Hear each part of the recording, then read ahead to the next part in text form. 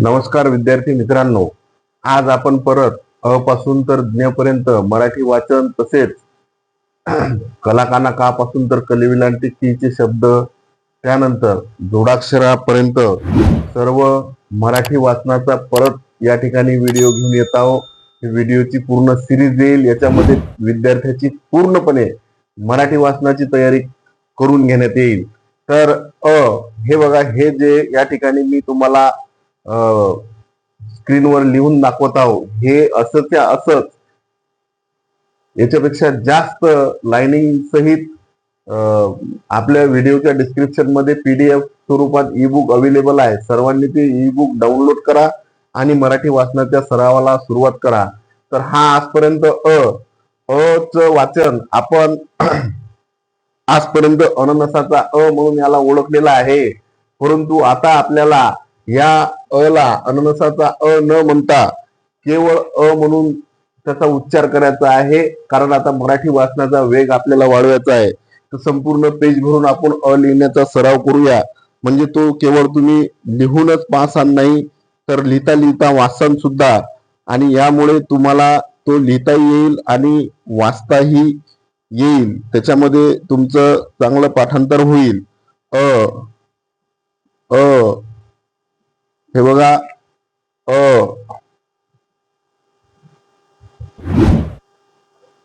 आता दुसऱ्या लाईनवर बघा, आता हे इथं मी लिहित आहो, ते तुम्ही लिहित असताना मनू लिहायचं आहे. यामुळे तुमचा लिहिण्याचा आणि वाचनाचा दोन्ही सराव होणार आहे.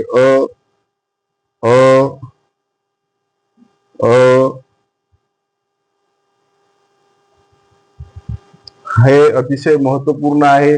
जोपर्यंत आपण कोणती गोष्ट लिहून पाहत नाही, तोपर्यंत ते आपल्याला लक्षात ठेवता येत नाही किंवा राहत नाही.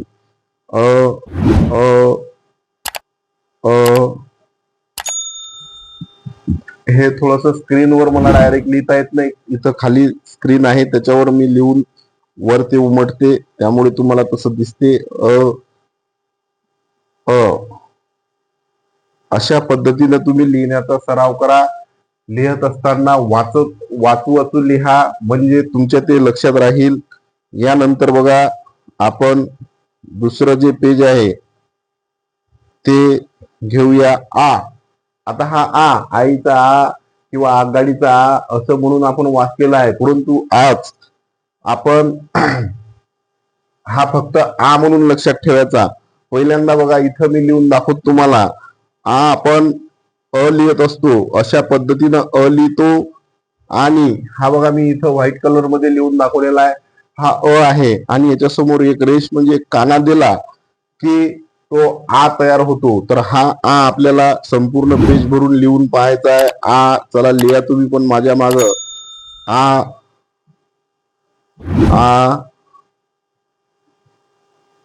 हे अतिशय महत्वपूर्ण लिहिणं आहे. कारण हे जर लिहिलं तर तो जो आगगाडीचा किंवा आईचा आपण म्हणतो, असं न म्हणता डायरेक्ट तुम्ही म्हणसाल आणि तो लिहून पाहसाल पेज भरून. आपल्या व्हिडिओच्या डिस्क्रिप्शन मध्ये ई बुकची लिंक दिलेली आहे. ते लिंक तुम्ही डाउनलोड करा आणि याचा सराव करायला सुरुवात करा. आ आ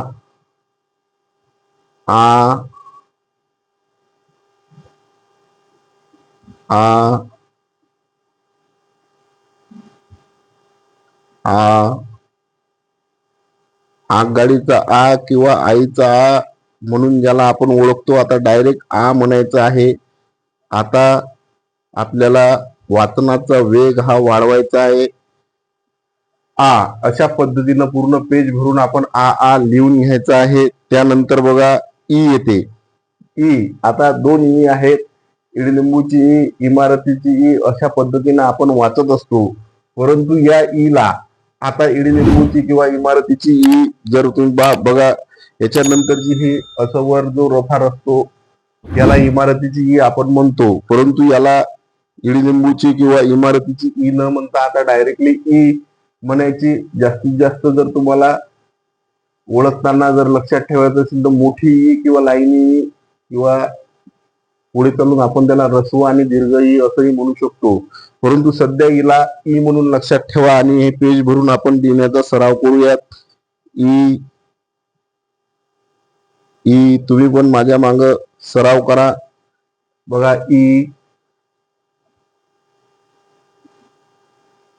ई ई ई हे बघा इथं लिहिलेली आहे मी ई ई. लिहिताना काही चुका माझ्या होत आहेत, कारण मला या स्क्रीनवर लिहिण्याची सवय नाही. जसं तुम्ही नवीनच पेन वही घेऊन लिहिता तसं हे स्क्रीनवर लिहिणं माझ्यासाठी नवीन आहे. खडूवर आणि बोर्डवर लिहिण्याची मला सवय आहे, परंतु तुम्हाला समजते इथपर्यंत मी चांगलंच लिहित आहो. ई